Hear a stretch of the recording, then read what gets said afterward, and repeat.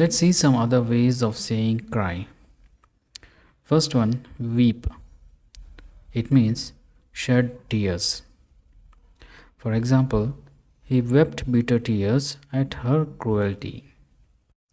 Sob. It means cry noisily, making loud, convulsive gasps. For example, she broke down and sobbed like a child. Bawl. Weep or cry noisily. For example, I began to bawl when he told me he was leaving. Snivel.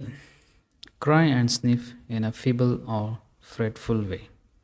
For example, Kate started to snivel, looking very sad. Squall. Of a baby or small child cry noisily and continuously. For example, the baby kept squalling.